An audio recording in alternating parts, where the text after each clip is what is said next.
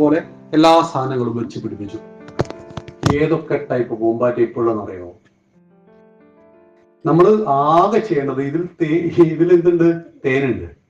തേനുള്ള പൂക്കള് വെച്ച് കൊടുക്കണം എന്ന് മാത്രം. അപ്പൊ അവരും അതുപോലെ ഞങ്ങളൊരു ഷെഡ് ഉണ്ടാക്കുന്ന സമയത്ത് അവിടെ ഒരു ചിക്കുമരം ഉണ്ടായിരുന്നു. ചിക്കു നമ്മൾ സപ്പോർട്ട അല്ലേ? അപ്പൊ അത് നിറയെ സപ്പോർട്ടയാ. ഞങ്ങൾ കിട്ടാറില്ല, വവ്വാലൊക്കെയാണ് കഴിക്കാറ്. അതിനെ സംരക്ഷിച്ചു. കാരണം അത് ഈ ബിൽഡിങ്ങിന്റെ ഉള്ളിൽ കൂടി തന്നെ എന്ത് ചെയ്തു, ആ ചിക്കുമരത്തെ അവിടെ സപ്പോർട്ട അവിടെ വെച്ചു. നിറയെ സപ്പോർട്ടയാണ്. ഞാൻ നോക്കുമ്പോ വീട്ടിന്റെ ഫ്രണ്ടിൽ തല മഞ്ഞ, ഇവിടെ പച്ച, അടിയിൽ ചോപ്പ്, ഇങ്ങനെ കുറെ പക്ഷികൾ. മുമ്പ് കണ്ടിട്ടില്ല അങ്ങനത്തെ പക്ഷികളില്ലേ ഇവിടെയൊക്കെ? വർണ്ണ വൈവിധ്യമാർന്ന പക്ഷികൾ. നമ്മൾ ചെയ്യേണ്ടത് ഭൂതേഷു ദയ. ഒരു ദയ മാത്രം കാണിക്കണം. മഹത്തായ ഒരു കാര്യം ചെയ്യേണ്ട. പപ്പായ മരത്തിൽ നിന്ന് 2 പപ്പായ അവിടെ വെച്ചേക്കാം. 100 നിങ്ങൾ എടുക്കാം. 2 പപ്പായ അവിടെ വെച്ചേക്കാം. ഒരു പടക്കൊലയിൽ നിന്ന് ഒരു പടലപ്പഴം അത് അവിടെ വെച്ചേക്കുക.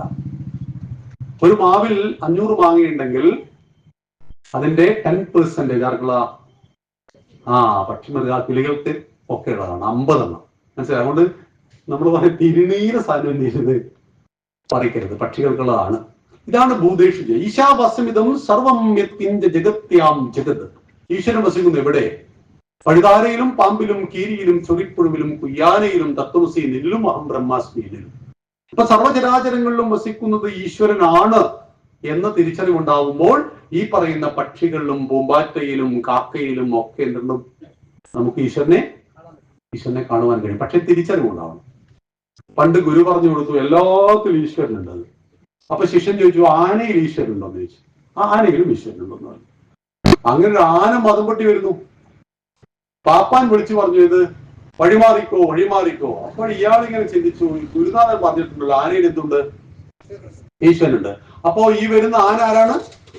ഈശ്വരനാണ്. ഞാൻ വേറൊരു ഈശ്വരനാണ്. ഒരു ഈശ്വരൻ വേറൊരു ഈശ്വരനെ തരേണ്ട ആവശ്യമൊന്നുമില്ലല്ലോ. അപ്പൊ ഇയാൾ അവിടെ നിന്ന് കൊടുത്തു. ആന തുമ്പിക്കൈ കൊണ്ട് എടുത്ത് വലിച്ചെറിഞ്ഞു കൊടുത്തു ഇയാളെ. അങ്ങനെ എല്ലും മൊത്തം പൊട്ടി ഹോസ്പിറ്റലിൽ ഇങ്ങനെ ചന്ദ്രനിൽ പോകുന്ന ആളെ പോലെ ഇങ്ങനെ കിടക്കുന്ന സമയത്താണ് ഗുരുനാഥൻ വന്നത്. അപ്പൊ ഗുരുനാഥനോട് പറഞ്ഞു, അല്ല ഗുരുനാഥൻ നിങ്ങൾ എന്ത് പറ്റിക്കാനാണ് പറ്റിച്ചത്? നിങ്ങളല്ലേ പറഞ്ഞു ആനയിൽ ഈശ്വരനുണ്ട് എന്ന്? ഞാൻ പറഞ്ഞു എല്ലാത്തിലും ഈശ്വരനുണ്ട് ഞാൻ പറഞ്ഞു. അപ്പൊ നീ എന്നോട് ചോദിച്ചാണ് എന്ത് ആനയിലുണ്ടോ? അപ്പൊ ഞാൻ ആനയിലുണ്ടെന്ന് ഞാൻ പറഞ്ഞു. എല്ലാത്തിലും ഉണ്ട്. അപ്പൊ എന്നോട് പാപ്പാൻ പറഞ്ഞില്ലേ ഓടിക്കോന്ന് പറഞ്ഞില്ലേ? അപ്പൊ പാപ്പാൻ ഈശ്വരനില്ലേ? പക്ഷെ നീ എന്ത് കേട്ടില്ല? അപ്പൊ ഉപദേശങ്ങളെ കൃത്യമായിട്ട് മനസ്സിലാക്കിയില്ലെങ്കിൽ ഇത് വിനയാണ്. ഒരു ഗുരുനാഥനും ശിഷ്യന്മാരും ഇങ്ങനെ പോയിക്കൊണ്ടിരിക്കെ സുന്ദരിയായ ഒരു യുവതി നദി കടക്കാൻ ബുദ്ധിമുട്ടിയിട്ട് ഇങ്ങനെ നിൽക്കുകയാണ്. അപ്പൊ ഗുരുനാഥൻ പറഞ്ഞു എന്റെ ചുമലിൽ കയറി കൊടുക്കണം. അപ്പൊ ചുമലിൽ കയറിയിട്ട് അപ്പുറം ഇറക്കി കൊടുത്തു. അവർ നടന്നു പോകുമ്പോൾ ഒരു 5 മണിക്കൂർ കഴിഞ്ഞതിന് ശേഷം ശിഷ്യൻ ചോദിക്കുക, അല്ല ഗുരുനാഥൻ നിങ്ങൾക്ക് അപ്പൊ എന്താ തോന്നിയെന്ന്? അപ്പോ ഞാൻ അവിടെ വെച്ചു, നീ ഇതുവരെ വെച്ചില്ലല്ലേ? ഞാൻ അവിടെ ചുമലാക്കിയിട്ട് എവിടെ വെച്ചു? ഒരു 10 മിനിറ്റ് കൊണ്ട് അപ്പുറത്തേക്ക് വെച്ചു. നീ ഇതുവരെ 5 മണിക്കൂറായിട്ട് നീ എന്തില്ല അവരെ ചുമലിന്ന് താഴെ വെച്ചില്ലല്ലോ. അപ്പൊ ഈ ഉപദേശങ്ങളെ യഥാകാലം യഥാവിധി മനസ്സിലാക്കിയില്ലെങ്കിൽ ഉപദേശങ്ങൾ പാരകളാണ്. അപ്പോ കൃത്യമായിട്ട് ആ കാര്യത്തെ മനസ്സിലാക്കണം. നമ്മൾ എന്താ പ്രാണികളിൽ ദയ ഉണ്ടാവും. എല്ലാ ജീവജാലങ്ങളോടും ദയ. വെറുതെ ചുമ്മാ തല്ലുക കൊല്ലുക. ഒരു ഉറുമ്പിൻ കൂട്ടത്തെ നമുക്കൊരു കാലുകൊണ്ട് സംഹരിക്കാം.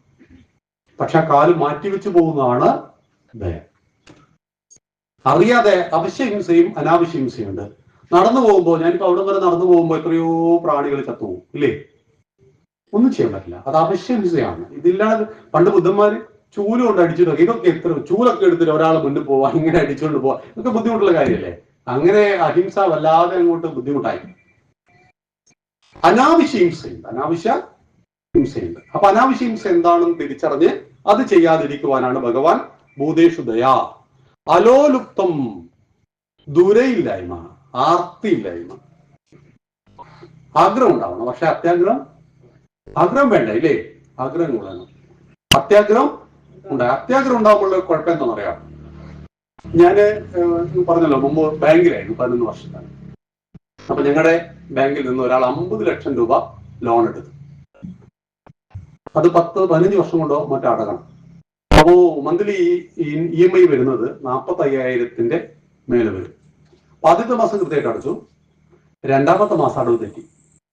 മൂന്നാമത്തെ മാസവും അടവ് തെറ്റി. ഇപ്പൊ എത്രയായി? 90,000. 40-90 90. മൂന്നാമത്തെ അടവ് തെറ്റുമ്പോഴേക്ക് അത് NPA വരും.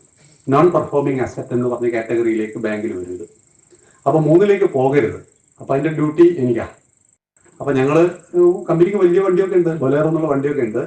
ഈ വണ്ടി പകുതി പണി ചെയ്യും. കാരണം കടം തരാത്തവന്, പൈസ തരാത്തവന്റെ വീടിന്റെ മുറ്റത്ത് ഇതങ്ങ് കൊണ്ടാച്ചാൽ മതി, അവനെന്ത് ചെയ്യും? പതറും. അപ്പൊ അതാണ് കടം എപ്പോഴും നമ്മളെ ഭയപ്പെടുത്തിക്കൊണ്ടിരിക്കും. പൈസ കൊടുക്കാനുണ്ടെങ്കിൽ നമ്മൾ ഏത് മഹാനായിട്ട് കാര്യം നമ്മൾ അവന്റെ കീഴിൽ തന്നെയാണ്. ഞാൻ നിങ്ങൾക്ക് 1 ലക്ഷം രൂപ തരാനുണ്ടെങ്കിൽ ഞാൻ വലിയ പണ്ഡിതനാണ്, ആനയാണ്, ചേനാണെന്നു, ഞാൻ പണ്ഡിതനൊന്നും അല്ല കേട്ടോ, അങ്ങനെ പറഞ്ഞു തന്നിട്ടൊന്നും ഒരു കാര്യമില്ല. ഞാൻ ഇയാളെ കാണുമ്പോൾ ഒരു ഭയഭക്തി ബഹുമാനം അറിയാതെ എൻ്റെ ഉള്ളിൽ ഉണ്ടായിപ്പോകും. അപ്പോൾ ഈ 45,000 രൂപയുടെ 3 ഇൻസ്റ്റാൾമെന്റ് തെറ്റിയിരിക്കുന്ന ആളെ കാണാൻ ചെന്നു. അയാൾ പറഞ്ഞു, വീട്ടിൽ കയറരുത്, മകളുടെ ഭർത്താവ് വന്നിട്ടുണ്ട്, നിങ്ങൾ പോകണം, സാറ് പോകണം. ഞങ്ങൾ 2-3 പേരുണ്ട്, തിരിച്ചു പോകണം എന്ന് പറഞ്ഞു. ഞങ്ങൾ തിരിച്ചു പോന്നു. പിറ്റേ ദിവസം അയാൾ കൊണ്ടുവന്ന് 45,000 രൂപ അടച്ചു. അപ്പൊ ഞാൻ അയാളോട് പോലെ ഒരു കമ്മ്യൂണിക്കേഷൻ ചെയ്തു, എന്താണ് സാർ പറ്റിയെന്ന് ചോദിച്ചു. അപ്പൊ അയാൾ എന്നോട് പറയാണ്, സാർ എൻ്റെ കയ്യിൽ 50 ലക്ഷം രൂപ ഉണ്ടായിരുന്നു. ഒരു 10-15 വർഷം മുമ്പുള്ള ഒരു ചരിത്രമാണ് ഞാൻ പറയുന്നത്. എന്റെ കയ്യിൽ 50 ലക്ഷം രൂപ, അന്ന് വലിയ പൈസ അല്ലേ, 5 വർഷം മുമ്പ് വലിയ പൈസയാണ്. എനിക്കൊരു വീട് നിർമ്മിക്കുവാൻ ആദ്യത്തെ എന്റെ പ്ലാൻ കിട്ടിയപ്പോൾ അതിനൊരു 40 ലക്ഷം രൂപ കോസ്റ്റ് വരുമായിരുന്നു. പക്ഷെ എൻ്റെ ഭാര്യയും എൻ്റെ ബന്ധുമിത്രാദികളും എൻ്റെ നാട്ടുകാരൊക്കെ ഇടപെട്ട് എൻ്റെ പ്ലാൻ വലുതായി 1 കോടി രൂപയുടെ പ്ലാനായി. അപ്പൊ എൻ്റെ കയ്യിലുള്ളത് 50 ലക്ഷമാണ്. 50 ലക്ഷം ഞാൻ എന്ത് ചെയ്തു? കടമെടുത്തു. ഇന്ന് ആ വീട്ടിന്റെ ഉള്ളിൽ ഒരു ശാന്തിയും ഇല്ലാതെ ഞാൻ ജീവിക്കുന്നു. വലിയ വീടാണ്. ഒരു ഫോൺ അടിക്കുമ്പോൾ ഞാൻ ഇങ്ങനെ ഭയപ്പെടും, ഏത് കടക്കാരനാണ്? ഒരു ഹോൺ അടിക്കുമ്പോൾ ഞാൻ ഭയപ്പെടും, ഏത് വണ്ടിയാണ് വീട്ടിലേക്ക് വരുന്നത് എന്ന്. അതാണ് അത്യാഗ്രഹമില്ലായ്മ. നമ്മുടെ കയ്യിൽ എന്തുണ്ട് അതനുസരിച്ചായിരിക്കണം നമ്മുടെ വീട്, നമ്മുടെ കാര്യങ്ങളെല്ലാം. എന്തെങ്കിലും നല്ല വീട് വെക്കണ്ടെന്നും പറഞ്ഞിട്ടില്ല. വീട് വെച്ചു, ജീവിതകാലം മുഴുവൻ കടക്കാരനായിട്ട് അശാന്തിയിൽ ജീവിക്കരുത്. അപ്പൊ അത് ജീവിതത്തിൽ പ്ലാനിങ്ങിനാണ്. അത് നമ്മൾ പിന്നീട് ചാണക്യന്റെ അർത്ഥശാസ്ത്രം നമ്മൾ പഠിക്കുമ്പോൾ നമുക്ക് ആ മാനേജ്മെന്റ് തിയറി കൃത്യമായിട്ട് മനസ്സിലാവും. എങ്ങനെയാണ് പ്ലാനിങ്? 1000 രൂപ വരുമാനം ദിവസമുള്ളവന് സുഖസുന്ദരമായിട്ട് ജീവിക്കാം. പക്ഷേ 1000 രൂപയുടെ പ്ലാനിങ് ഉണ്ടാവണം. പെർ ഡേ 1000 രൂപ കിട്ടിയാൽ അതെന്തിന്, എപ്പോൾ, എങ്ങനെ വിനിയോഗിക്കണം? അതിൽ സേവിങ്സ് എത്ര, എക്സ്പെൻസ് എത്ര? എക്സ്പെൻസിൽ അനാവശ്യ എക്സ്പെൻസ്, അവശ്യ എക്സ്പെൻസ് അല്ലേ? നമ്മുടെ വീട്ടിൽ എത്ര ഭക്ഷണം വേസ്റ്റ് ആകുന്നുണ്ടാവും? ഉണ്ടാവില്ലേ? കുറെ ഉണ്ടാവും. നമ്മുടെ വീട്ടിലേക്ക് ഒരു മാസം ചുരുങ്ങിയത് ഒരു 3000 രൂപയുടെ പച്ചക്കറി ആവശ്യമുണ്ടെങ്കിൽ അത് നമ്മുടെ കോൺട്രിബ്യൂഷൻ വീട്ടിൽ എത്രയുണ്ട്? പച്ചമുളക് വീട്ടിൽ നിന്നാണോ? കറിവേപ്പില? ഇതൊക്കെ ഞങ്ങളുടെ വീട്ടിൽ മിനിമം, ഞങ്ങളുടെ എല്ലാ നാട്ടിൽ ഈ കറിവേപ്പിലും പച്ചമുളകും വീട്ടിലുണ്ടാവും. പിന്നെ ഒരുപാട് സാധനങ്ങളൊക്കെ വീട്ടിലുണ്ടാകാൻ പറ്റില്ല. തക്കാളി വീട്ടിലുണ്ടാക്കാൻ പറ്റില്ല നമുക്ക്, വെണ്ട പറ്റില്ലേ, പയർ പറ്റില്ലേ? അപ്പൊ നമ്മുടെ കോൺട്രിബ്യൂഷൻ ഇല്ല. ഈ 3000 രൂപ എന്ന് പറയുമ്പോൾ ഒരു വർഷത്തിലെ ഒരു 36,000 രൂപ വരും അല്ലേ? 36,000 രൂപയുടെ പച്ചക്കറിയിൽ നമ്മുടെ കോൺട്രിബ്യൂഷൻ ഉണ്ടാവും. അപ്പൊ അതാണ് ഈ വരുമാനത്തിന്റെ പിന്നീട് നമുക്ക് ചിന്തിക്കാവുന്ന ഒരു കേസാണ്. എങ്ങനെയാണ് സാമ്പത്തിക ക്രയവിക്രയങ്ങൾ? സമ്പത്ത് ഏറ്റവും ദുഃഖിക്കുന്നത് സമ്പത്തിനെ ക്രയവിക്രയം ചെയ്യാൻ പറ്റാത്ത ആളാണ്. നിങ്ങൾക്ക് അയാളുടെ പേരെന്തായിരുന്നു? നമ്മുടെ 9,000 കോടി എടുത്തിട്ട് മുങ്ങിക്കളഞ്ഞു. വിജയ് മല്യ. വിജയ് മല്യക്ക് സ്വന്തമായിട്ട് 72 ഫ്ലൈറ്റ് ഉണ്ടായിരുന്നു. അയാളുടെ ബാംഗ്ലൂരിലെ വീടൊക്കെ ഉണ്ടാകും നമ്മൾ ഞെട്ടിത്തെറിച്ചു പോയി. കിങ് ഫിഷറിന്റെ ഉടമസ്ഥനായിരുന്നു.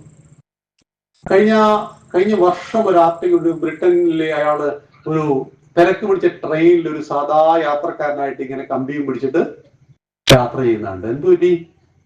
മാനേജ്മെന്റിലാണ് അവർക്ക് തെറ്റുപറ്റിയത്. അതുകൊണ്ട് അത്യാഗ്രഹം ഇല്ലായ്മ എന്ന് പറയുന്നത് ജീവിതത്തിന്റെ ഏറ്റവും പ്രധാനപ്പെട്ട ഒരു ഭാഗമാണ്.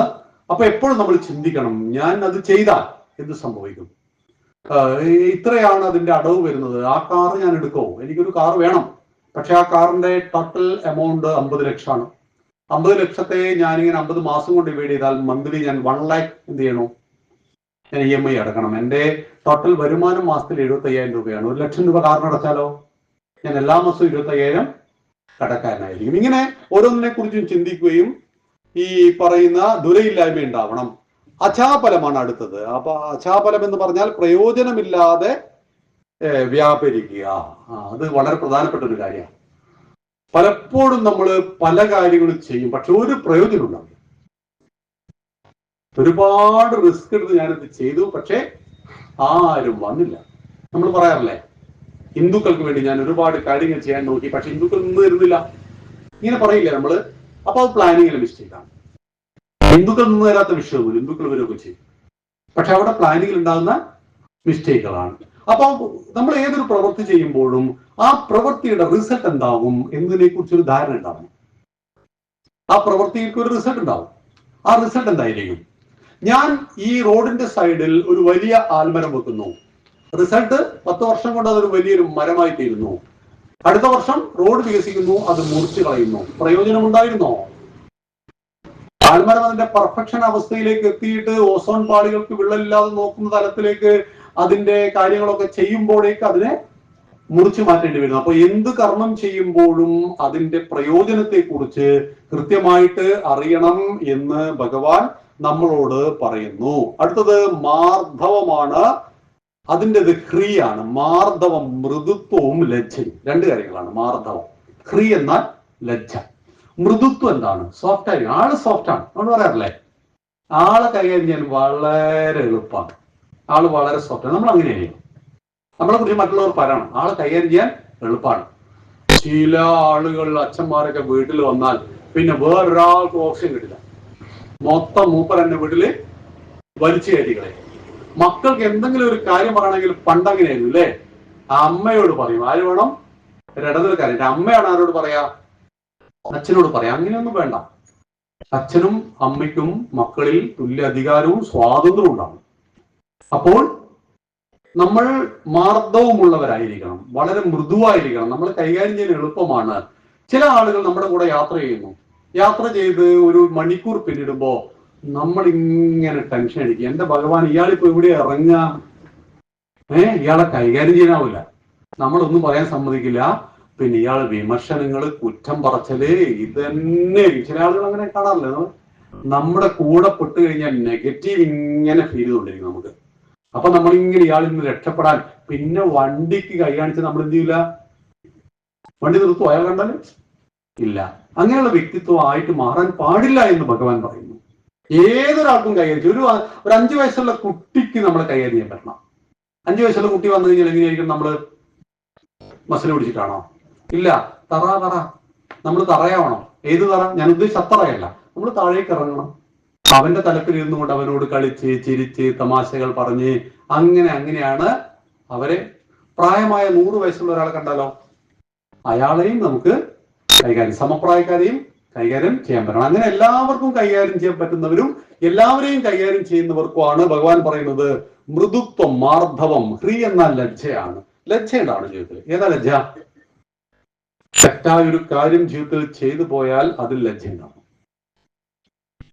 എപ്പോഴും ലജ്ജിക്കണം. ഞാൻ, എന്റെ കുടുംബത്തിന്റെ സ്റ്റാറ്റസ് എന്താണ്? ഞങ്ങൾ ആരാണ് ഈ സമൂഹത്തിൽ? ഞങ്ങൾ പറയേണ്ടതാണ് ഞങ്ങൾ പറഞ്ഞത്, ഞങ്ങൾ ചെയ്യേണ്ടതാണ് ഞങ്ങൾ ചെയ്തത്. ഇതാണ് ഹ്രീ, ലജ്ജ. കർമ്മത്തിൽ തെറ്റായി ചെയ്യുമ്പോൾ അതിൽ ലജ്ജ ഉണ്ടാകുന്നു എന്നതാണ് ഹ്രീ കൊണ്ട് ഉദ്ദേശിക്കുന്നത്. അടുത്തെന്താണ്? തേജസ്, ക്ഷമ, ധൃതി. തേജസ്സും ക്ഷമയും ധൈര്യവും. തേജസ് എന്താണ്? തേജസ് അത് സ്വാധ്യായം കൊണ്ടും നിഷ്ഠാപരമായ ജീവിതം കൊണ്ടും ഓരോ വ്യക്തിയും കൈവരിക്കുന്നതാണ് തേജസ്. നിഷ്ഠയായ ജീവിതവും നിഷ്ഠയായ ഭക്ഷണവും അങ്ങനെയുള്ള ആളുകൾക്ക് തേജസ് ഉണ്ടാവും. അത് വ്യക്തിപരമായിട്ട് നമ്മൾ ചെയ്യേണ്ടതാണ്. ഇപ്പൊ സൂര്യാനമസ്കാരമൊക്കെ എല്ലാ ദിവസവും ചെയ്യാൻ അതുകൊണ്ടാണ് പറയുന്നത്. ക്ഷമ, ധൈര്യം. ക്ഷമ എന്ന് പറഞ്ഞാൽ ക്ഷമയാ ദരിദ്രി. സ്ത്രീക്ക് 6 ലക്ഷണം പറയും. മനുസ്മൃതിയിലാണ് സ്ത്രീക്ക്. അപ്പോൾ നിങ്ങൾ ചോദിക്കരുത് പുരുഷന്റെ ലക്ഷണം എന്തൊക്കെയാണ്. ഒരു ഭാര്യയുടെ 6 ലക്ഷണം പറയും. ഭർത്താവിന്റെ ലക്ഷണവും ഉണ്ട് കേട്ടോ, പക്ഷെ ആ ശ്ലോകം എനിക്ക് ഓർമ്മയില്ല. ഭാര്യയുടെ ശ്ലോകം എനിക്ക് കൃത്യമായിട്ട് ഓർമ്മയുണ്ട്, കാരണം അതാണല്ലോ പുരുഷ മേധാവിത്വം എന്ന് പറയുന്നത് അല്ലേ? കാര്യേഷു മന്ത്രി, കർമ്മേഷു ദാസി, രൂപേഷു ലക്ഷ്മി, ക്ഷമയാ ദരിദ്രി, സ്നേഹേഷു മാതാ, ശൈനേഷു വേശ്യ, ഷഡുധർമ്മനാരി, കുലധർമ്മ പത്നി എന്ന് പറയും. കാര്യം ചെയ്യുമ്പോൾ മന്ത്രിയെ പോലെ വളരെ ഗൗരവത്തിൽ, പെർഫെക്റ്റ്, പക്ക ചെയ്യുന്നവർ കാര്യം. കർമ്മേഷു ദാസി, വീട്ടിലൊക്കെ ഒരു കർമ്മം ചെയ്യുമ്പോൾ 100 കണക്ക്. ഞാൻ രാവിലെ 5 മണിക്ക് എണീറ്റതാണോ ആന ചേനെന്ന് പറയാതെ ഒരു ദാസിയുടെ മനസ്സോട് കൂടി എന്ത് ചെയ്യുക? നമ്മൾ പൈസ കൊടുത്ത് വീട്ടിൽ ഒരാളെ വിളിച്ചു കഴിഞ്ഞാൽ കണക്ക് പറയാം അവര് ഇല്ല. ദാസിയുടെ മനസ്സാണ് കർമ്മത്തിൽ. കർമ്മേഷു ദാസി, രൂപേഷു ലക്ഷ്മി, ലക്ഷ്മിയെ പോലെ രൂപം. മനസ്സിൽ ശാന്തി ഉണ്ടെങ്കിൽ കാമൻ കയറ്റായിരിക്കും മുഖമൊക്കെ. രൂപേഷു ലക്ഷ്മി, ക്ഷമയാ ദരിദ്രി, ക്ഷമിക്കുമ്പോൾ ഭൂമിയെ പോലെ. സ്നേഹേഷു മാത, സ്നേഹിക്കുന്ന കാര്യത്തിൽ ആരെ പോലെയാണ്? അമ്മയെ പോലെ. ശൈലേഷു വേഷ, കിടപ്പറയിൽ യാതൊരു ലജ്ജയും പാടില്ല, ഒരു ലജ്ജയുമില്ല. ഈ 6 ധർമ്മങ്ങൾ, 6 പ്രത്യേകത ആർക്കുണ്ടോ? കുലധർമ്മ പത്നി എന്ന് പറയും. എന്നിട്ട് മനുണ്ട്. മനു കുറച്ച് നിങ്ങൾക്കൊക്കെ പണി തന്ന ആളുകൾ, ആരെ? സ്ത്രീകൾക്ക്. എന്നിട്ട് മനു പറയുന്നുണ്ട് ഏത് ഭാര്യയെ ഉപേക്ഷിക്കേണ്ടത്. അത് ഞാനിപ്പോ പറയുന്നില്ല, ബുദ്ധിമുട്ടാണ്, ഉപേന് പറയാം. എന്നാലും ടീച്ചറെ പറയണോ? വിവാദശീല, സ്വയമർത്ഥപോരിണി, പരാനുകൂല, പതിദോഷഭാഷിണി, അഗ്രാശിനി, അന്യഗ്രഹ പ്രവേശിനി, ഭാര്യ ത്യജേ പുത്രാദശ പ്രസൂതിക. 10 വെക്കാനും കുഴപ്പമില്ല, ഈ ഭാര്യയെ ത്യജിക്കണം എന്നാണ് പറയുന്നത്. ഏതാണ് ആദ്യം പറഞ്ഞ? വിവാദശീല. എപ്പോഴും വിവാദങ്ങൾ ഉണ്ടാവുന്നു, ഒരിക്കലും സമാധാനം ഉണ്ടാവില്ല വീട്ടില്. എപ്പോഴും വിവാദം, പ്രശ്നങ്ങൾ. മരിച്ചാൻ തോന്നും എന്നൊക്കെ പല ആണുങ്ങളും ഞങ്ങളെടുത്ത് വന്ന് കൗൺസിൽ പെണ്ണുങ്ങളും പറയാറുണ്ട് കേട്ടോ. ഇയാളെ കൊണ്ട് രക്ഷയില്ല എന്ന്. കള്ളുകുടിയൻ പറയുന്നു ഇവളെ കൊണ്ടാണ് ഞാൻ എന്ത് ചെയ്തത്, കള്ളുകുടിയുന്നത്. അവള് പറയുന്നു ഇയാൾ കള്ളു കുടിച്ചിട്ടാണ് പ്രശ്നം. നമ്മൾ ജോലിക്ക് എക്സ്പീരിയൻസ് വേണം ഇല്ലേ? പക്ഷേ എക്സ്പീരിയൻസ് കിട്ടണമെങ്കിൽ ജോലി ചെയ്യണം. മാനേജർ പറയുന്നു നിങ്ങളെ എടുക്കാം, പക്ഷെ എന്ത് വേണം? എക്സ്പീരിയൻസ് വേണം. പക്ഷെ എക്സ്പീരിയൻസ് കിട്ടണമെങ്കിൽ സാറ് ജോലി തരണം. അപ്പൊ വിവാദശീല, എപ്പോഴും പ്രശ്നങ്ങൾ. അപ്പോഴും മനസ്സ് സംഘർഷമായിരിക്കും, വീട്ടിലെ എല്ലാതും ബാധിക്കും, ഒരു സംഘർഷം. വിവാദശീല, സ്വയമർത്ഥപോരിണി, സ്വന്തം ധനം കക്കുക. സ്വന്തം ധനം കത്തുന്ന കണ്ട ആവശ്യമില്ല. സ്വയമർത്ഥപോരിണി, പരാനുകൂല, കുടുംബത്തിന് അനുകൂലമായിട്ട് സംസാരിക്കാതെ മറ്റുള്ളവർക്ക് എപ്പോഴും അനുകൂലമായിട്ട് സംസാരിക്കുക. പരാനുകൂല, പതിദോഷ ഭാഷിണി, ഭർത്താവിനെ പേഴ്സണലായിട്ട് നിങ്ങൾ എന്ത് വഴക്ക് പറഞ്ഞോ, പക്ഷെ ഭർത്താവിന് മറ്റൊരാൾ കുറ്റം പറഞ്ഞാൽ സഹിക്കോ? നമുക്ക് ഇല്ല. മറ്റൊരാൾ കുറ്റം പറയാൻ നമ്മൾ അനുവദിക്കില്ല. അങ്ങനെയാണ് പൊതുവെ നമ്മുടെ നാട്ടിലെ 99% ഭാര്യമാർ അങ്ങനെ തന്നെയാണ്. നിങ്ങളൊക്കെ അങ്ങനെയാണ്. ഭർത്താവിനെ നമ്മളിട്ട് പണിയൊക്കെ കൊടുക്കും അല്ലെ? നമ്മൾ പലതും പറയും, പക്ഷെ ഭർത്താവിന് മറ്റൊരാൾ പറയില്ല. പതിയെ ഭർത്താവിനെ ദോഷപ്പെടുത്തിക്കൊണ്ട് മറ്റുള്ളവരോട് പറയുന്നവർ, പതിയെ ദുഷിച്ചുകൊണ്ട് സംസാരിക്കും. പതിദോഷ ഭാഷിണി, അഗ്രാശിനി, വീട്ടിൽ മറ്റാർക്കും കൊടുക്കാതെ ഭക്ഷണം കഴിക്കുന്നവർ, വീട്ടിൽ ഭക്ഷണം സ്വന്തമായിട്ട് അടിച്ചു മാറുന്നവൻ. അഗ്രാശിനി, അന്യഗ്രഹ പ്രവേശിനി, അസമയത്ത് മറ്റുള്ളവരുടെ വീട്ടിൽ പോയിരിക്കുന്നു. മറ്റുള്ളവരുടെ വീട്ടിൽ പോകാം അല്ലേ? പക്ഷെ രാത്രി 12 മണിക്ക് പോയാലോ? അസമയമാണ്. എല്ലാത്തിനും സമയമുണ്ട്, വീട്ടിൽ പോകാൻ എല്ലാത്തിനും സമയമുണ്ട്. ഈ 6 കാര്യങ്ങൾ ഉള്ളവർ ആണ് 10 വെട്ടാനും കുഴപ്പമില്ല. അപ്പൊ നിങ്ങളുടെ ആരുടെ ഭാര്യമാർക്കും ഈ പറഞ്ഞ ഒരു ലക്ഷണവും ഇല്ലാത്തതുകൊണ്ട് നിങ്ങൾ ഭാര്യ ഉപേക്ഷിക്കുന്നതായിരുന്നു ചിന്തിക്കുകയേ വേണ്ട. മനസ്സിലായി? ഇതൊന്നും ചിറക്കലിന് ബാധകം. ഞാൻ കോമൺ ആയിട്ട് പറഞ്ഞെന്ന് മാത്രമേ ഉള്ളൂ കേട്ടോ. പ്രശ്നമില്ലല്ലോ? ഓക്കെ. അപ്പോ അടുത്ത നമുക്ക് ചർച്ച ചെയ്യാം. തേജ, ക്ഷമ, ധൃതി. ഞാൻ പറഞ്ഞ ധൈര്യം ഉണ്ടാവും. നിങ്ങൾക്ക് ധൈര്യം ഉണ്ടാവും. ധൈര്യം എന്ന വാക്കുണ്ടായത് ധീയിൽ നിന്നാണ്. ധീ എന്നാൽ ബുദ്ധിശക്തിയാണ്. അപ്പം ബുദ്ധിയുള്ളവന്റെ പേരാണ് എന്ത്? ധീരൻ. ബുദ്ധിയുള്ളവന്റെ പേരാണ് ധീരൻ. അപ്പം ധൈര്യം എന്ന് പറഞ്ഞാൽ പ്രതിസന്ധിയെ തരണം ചെയ്യുവാനുള്ള ആത്മവിശ്വാസമാണ്. ഒരു കള്ളൻ വീട്ടിന്റെ ഉള്ളിൽ കയറി രാത്രി 2 മണിയായിരിക്കുന്നു, നിങ്ങൾ കണ്ണു നോക്കുമ്പോ കുറുവാ ഭീകരൻ ജഡ്ഡി മാത്രം ഇട്ടിട്ട് ശരീരം ഓയിൽമെന്റ്, എന്താ ഓയിലൊക്കെ പറ്റില്ലേ ഇവര് ഇങ്ങനെയൊക്കെ ആളുകളെ പേടിപ്പിക്കുക. എന്റെ മോർണിംഗ് എന്ന് പറയും കുറുവാ ഭീകരൻ വന്നാൽ എന്ത് ചെയ്യുന്നത്? സോഷ്യൽ മീഡിയ എവിടുന്നോ കണ്ടതാ. എന്നിട്ട് ഞങ്ങൾ നോക്കുമ്പോൾ ഒരു ഗ്ലാസിന്റെ മുകളിൽ വലിയൊരു പാത്രം വെച്ചിരിക്കുന്നത്, ഇവിടെ ഡോറിന്റെ അടുത്ത്. ഈ ചെറിയ ഗ്ലാസിന്റെ മുകളിൽ വലിയൊരു പാത്രം. അപ്പൊ കള്ളൻ വന്നാൽ എന്ത് ചെയ്യണം? ഈ പാത്രം തട്ടിയിരുന്ന ശബ്ദം കേട്ടിട്ട് ഇവന്മാരൊക്കെ ഇതൊക്കെ ഈ സോഷ്യൽ മീഡിയയിലൂടെ പലതും വരുമല്ലോ, അങ്ങനെയാണ് ഇവരൊക്കെ കിട്ടിയത്. അപ്പം ധീരത എന്ന് പറയുന്നത് ഓരോ സമയത്ത് എന്ത് ചെയ്യണമെന്ന് തിരിച്ചറിവാണ്. കയ്യിൽ തോക്കുമായിട്ട് രാത്രി 2 മണിക്ക് കള്ളൻ നമ്മുടെ അലമാര തുറക്കുന്നത് കണ്ടുവെങ്കിൽ കണ്ണടച്ച് കിടന്നോളണം. ഒരു ശബ്ദവും ഉണ്ടാക്കാൻ പാടില്ല. ശബ്ദം ഉണ്ടാക്കാൻ അവൻ നമ്മളെ തട്ടിക്കളയും, കൊന്നളയും. മനസ്സിലായില്ലേ? അതുകൊണ്ട് ശരീരമിതം ഗുരുധർമ്മ സാധനം. നിങ്ങൾക്ക് എത്ര പണം ഉണ്ടാക്കാം, എത്ര പൊന്നും ഉണ്ടാക്കാം, പക്ഷേ നമ്മൾ ആള് ബാക്കിയാവണ്ടേ? ആള് ബാക്കിയാവണം. അപ്പൊ അവിടെയാണ് ധീരത. അങ്ങനെ കള്ളൻ എന്റെ മുന്നിൽ അലമാര തുറക്കുമ്പോൾ നിശബ്ദമായിരിക്കുവാൻ കഴിയുന്നുവെങ്കിൽ അവനെ വലിയ ധീരൻ എന്ന് പറയണം. ധൈര്യം അതാണ്. പക്ഷേ നിങ്ങൾക്ക് കള്ളനെ കീഴ്പ്പെടുത്തുവാനുള്ള കപ്പാസിറ്റിയും ആയുധവും കരുത്തും നിങ്ങൾക്കുണ്ടെന്ന് കോൺഫിഡൻസ് വന്നാൽ ഒരു ഒറ്റയടിക്ക് കാര്യം തീർക്കണം. അതും ധീരതയാണ്. അതുകൊണ്ടാണ് നമ്മുടെ ഈ നിയുദ്ധ മുറയ്ക്ക് 6 ലക്ഷണം പറയുന്നത്. സംപ്രേരണാർത്ഥ സങ്കല്പ ത്വരാജ സഹജക്രിയ വജ്രാഘാത ചമത്കാരവും നിയുദ്ധേ ഷക്രിയാമത എന്ന് പറയും. സംപ്രേരണ, ഒരാൾ നിങ്ങളെ തല്ലുമെന്ന് 100% ബോധ്യം വന്നാൽ അയാൾ നിങ്ങളെ തല്ലുന്നതിന് മുമ്പ് തിരിച്ചങ്ങോട്ട് തരണം. കേറി തല്ലണം. Attack is the best defence. Attack is the best defence എന്ന് പറയുന്നത് അതുകൊണ്ടാണ്. അതാണ് സംപ്രേരണ. സങ്കല്പം. പക്ഷെ ആരോടാണ് തല്ലുന്നത്, ആരെയാണ് ഞാൻ തല്ലുന്നത് എന്നതിനെ കുറിച്ച് ഓർമ്മ ഉണ്ടാവണം. അതുകൊണ്ടാണ് രാവണനോട് രാമൻ പറയുന്നത് ഞാൻ ആരാണ്, എന്നോട് കളിക്കാൻ നിൽക്കരുതേ എന്നൊക്കെ പറഞ്ഞു കൊടുക്കുന്നുണ്ട്. പക്ഷെ ആർക്കും മനസ്സിലായില്ല. രാവണന് കാര്യം മനസ്സിലായില്ല. അതുകൊണ്ട് രാവണനും കുംഭകർണനും ആ പാവം ഇന്ദ്രനെ ജയിച്ച മകനടക്കം ചത്തുപോയി. അച്ഛന്റെ വീക്ക്നെസ് കൊണ്ട് മകൻ ബലിയാടാകേണ്ടി വന്നു. ഇല്ല, ഇന്ദ്രനെ ജയിച്ച മേഘനാഥൻ ആരെ കൈകൊണ്ട് മരിച്ചുപോയി? രാമലക്ഷ്മണന്മാരുടെ കൈകൊണ്ട് മരിച്ചു. അപ്പം ധീരത എന്ന് പറയുന്നത് സംപ്രേരണ, attack is the best defence. സങ്കല്പം. സങ്കല്പം നമുക്ക് ധാരണ ആരോടാണ്? സങ്കല്പം. ത്വര, നമ്മൾ എന്ത് കളി കളിച്ചാലും ജയം നമ്മുടെ കാര്യമാണ്. ത്വര. സഹജക്രിയ, അടിച്ചാൽ ഇങ്ങോട്ടും തല്ല് കിട്ടും, അതിനെ ബ്ലോക്ക് ചെയ്യണം. വജ്രാഘാതം, അധികം അടിക്കേണ്ടി വരും, ഒരൊറ്റടി ആയിരിക്കണം. പാകിസ്ഥാനിലേക്ക് പോയിട്ട് ഒരൊറ്റ ബോംബിടില്ല. ആര്? നമ്മുടെ സൈനികരെ വന്നപ്പോ 300 എണ്ണത്തിന് അങ്ങോട്ട് തട്ടി. അതാണ് വജ്രാഘാതം. ചമൽക്കാരം, അടിക്കുന്ന സ്റ്റൈല് കണ്ടാൽ 10 പേര് തല്ലാൻ വന്നാൽ ഒരുത്തനെ തല്ലുന്ന സ്റ്റൈൽ കണ്ടാൽ 9 പേര് എന്ത് ചെയ്യണം?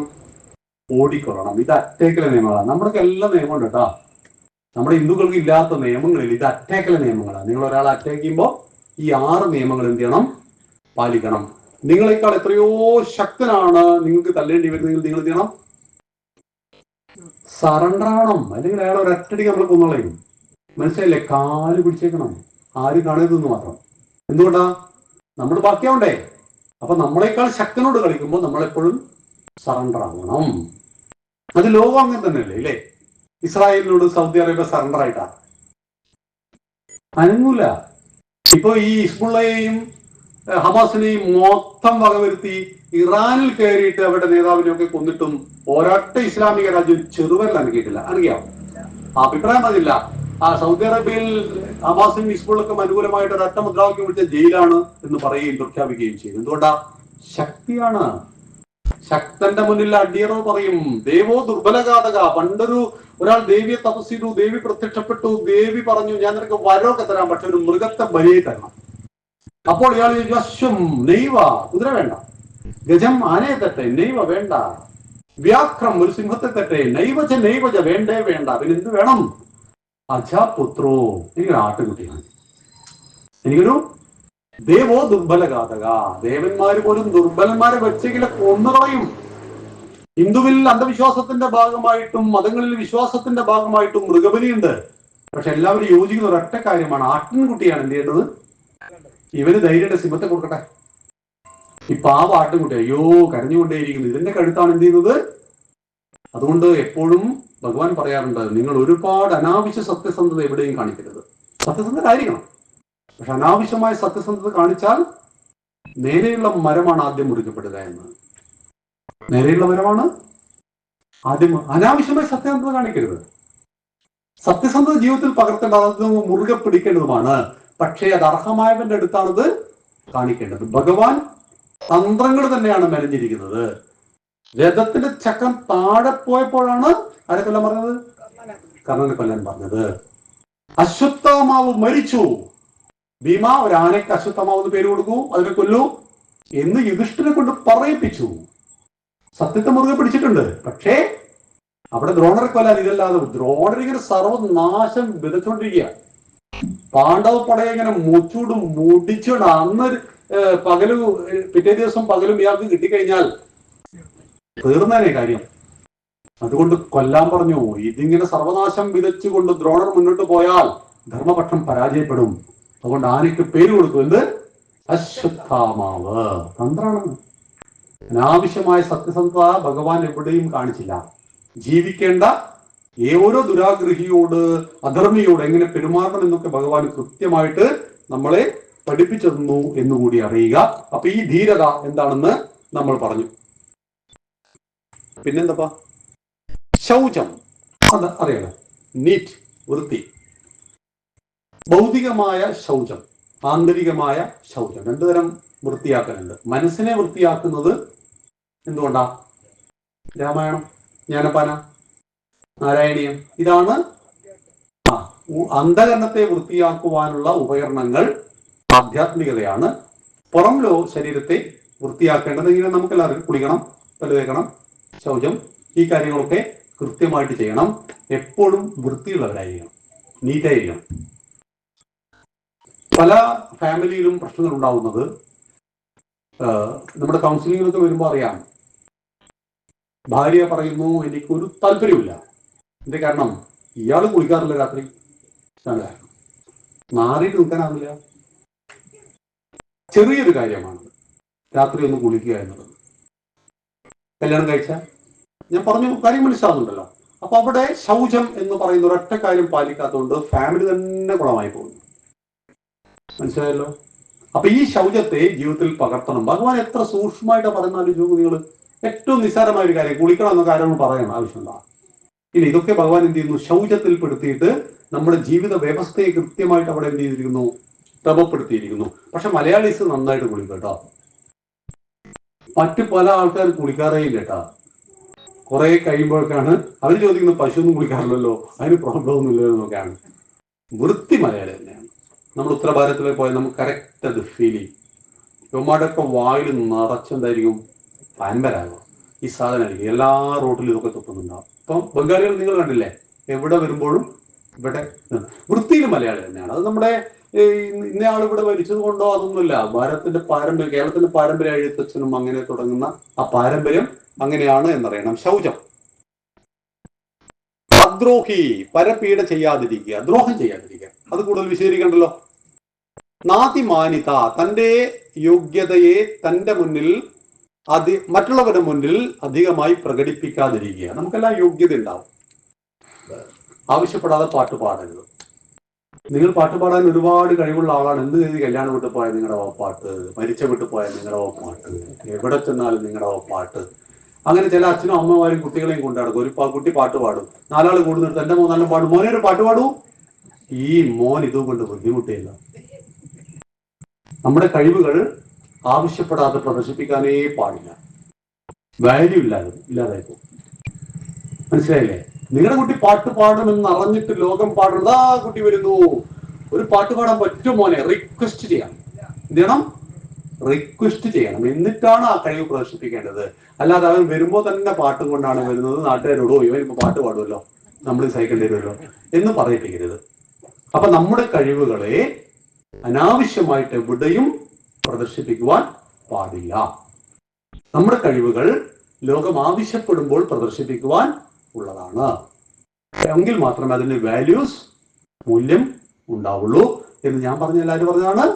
5161 വർഷം മുമ്പ് കുരുക്ഷേത്ര യുദ്ധഭൂമിയിൽ വെച്ച് ഭഗവാൻ പറഞ്ഞാണ്. അടുത്ത ഇതാണ് ഇത്രയും. ഹേ ഭാരത, അല്ലയോ അർജുന, ഈ കാര്യങ്ങൾ നീ ഒന്ന് ശ്രദ്ധിക്കണം എന്നാണ് ഭഗവാൻ 26 കാര്യങ്ങൾ. നിങ്ങളൊന്ന് വിസ്തരിച്ച് വായിച്ചാൽ മതി കേട്ടോ. ഇത് 16-ാം അധ്യായമല്ലേ. അപ്പം KG ബാലകൃഷ്ണൻ നായരുടെ ഭഗവത്ഗീത, അല്ലെങ്കിൽ ഇത് സാധനാബോധിനി, ഇതിന് ചുരുക്കിയിട്ടേ ഉള്ളൂ. ഇത് സാധനാബോധിനി പ്രകാശാനന്ദ സ്വാമികളുടേതാണ്. നല്ല ഭഗവത്ഗീതകൾ ധാരാളമുണ്ട്. വിസ്തരിച്ച് പഠിക്കണം, വായിക്കണം. 26 ദൈവിക ഗുണങ്ങൾ 1, 2, 3, 4 എന്ന് കറക്റ്റ് ആയിട്ട് നിങ്ങൾ ഒരു ചാർട്ട് പേപ്പറിൽ എഴുതുക, അല്ലെങ്കിൽ ഒരു നോട്ട്ബുക്കിൽ എഴുതുക. 1-ാമത്തെ പേജിൽ നമ്മൾ പറഞ്ഞ അഭയം, ഭയമില്ലാത്ത അവസ്ഥ, അതിന് വിസ്തരിച്ച് കുറെ പോയിന്റുകൾ എഴുതുക. 2-ാമത്തേത് ഇങ്ങനെ പോയിന്റുകൾ എഴുതിയാൽ ഇത് എഴുതുമ്പോഴും വായിക്കുമ്പോഴും അത് മനസ്സിലെന്ത് ചെയ്യും? കുറച്ചുകൂടി സ്റ്റോറി. അതുകൊണ്ടാണ് നമ്മൾ പണ്ട് എല്ലാം എഴുതി പഠിച്ചിരുന്നു അല്ലേ? മാഷ് തെറ്റിച്ച് കഴിഞ്ഞാൽ നമ്മൾ എന്താ ഇംഗ്ലീഷ് ചെയ്തില്ലേ?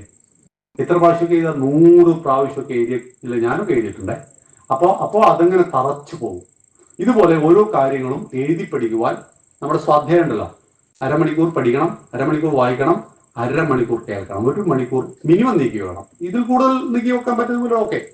മിനിമം ഒരു വീട്ടമ്മ, ഒരു വീട്ടിൽ കുടുംബനാഥൻ ദിവസം 1 മണിക്കൂർ നല്ലത് കേൾക്കണം, നല്ലത് വായിക്കണം. അപ്പൊ അത് ഏത് വായിക്കണം, ഏത് കേൾക്കണം എന്ന് കണ്ടെത്തണം. ഈ ഭഗവത്ഗീത നിത്യജീവിതത്തിൽ പകർത്തുവാനുള്ള ഏറ്റവും ഉത്തമമായ ഗ്രന്ഥമാണ്. ഇതിൽ മോക്ഷസന്യാസ യോഗത്തിൽ 63-ാമത്തെ ശ്ലോകത്തിൽ ഭഗവാൻ അർജുനോട് പറയുന്നു, ഇതിതേ ജ്ഞാനമാഖ്യാതം ഗുഹ്യാത് ഗുഹ്യതരം മയ വിമർശതൈതശേഷേണ യഥേച്ഛസി തഥാ കുരു. അർജുന, നീ ഇന്നുവരെ കേട്ടിട്ടില്ലാത്ത, അറിഞ്ഞിട്ടില്ലാത്ത അതീവ ഗുഹ്യമായ തത്വശാസ്ത്രങ്ങളെ മുഴുവൻ ഞാൻ നിനക്ക് പറഞ്ഞു തന്നു കഴിഞ്ഞു. പക്ഷെ ഭഗവാൻ ശ്രീകൃഷ്ണൻ പറഞ്ഞു എന്നതുകൊണ്ട് നീ ഇതിനെ കണ്ണടച്ച് സ്വീകരിക്കരുത്, വിശ്വസിക്കരുത്. വിമർശകൈരശേഷേണ, വിമർശന ബുദ്ധിയോടുകൂടി കാര്യങ്ങളെ മനനം ചെയ്ത് പഠിച്ചതിന് ശേഷം യഥേച്ഛസി തഥാ കുരു. ഹിന്ദുക്കളുടെ ഒരു ഭാഗ്യം നോക്കൂ നിങ്ങൾ. ഈ മൊത്തം വേദാന്തം മൊത്തം പറഞ്ഞു എന്നിട്ട് ഭഗവാൻ പറയാ, നീ വായിച്ചു നോക്കിയിട്ട് നിനക്ക് സൗകര്യം ഉണ്ടെങ്കിൽ സ്വീകരിച്ചാൽ മതി. യോഗവാസിഷ്ടത്തിൽ വാൽമീകി മഹർഷി പറയും, യുക്തിയുക്തം ഉപാദേയം വചനം ബാലകാതപി. യുക്തിയുക്തമായത് പിഞ്ചുകുട്ടി പറഞ്ഞാൽ പോലും സ്വീകരിക്കണം. അന്യതൃണമിവത്യാജ്യം, യുക്തിരഹിതമായത് പുല്ലുപോലെ വലിച്ചെറിയണം.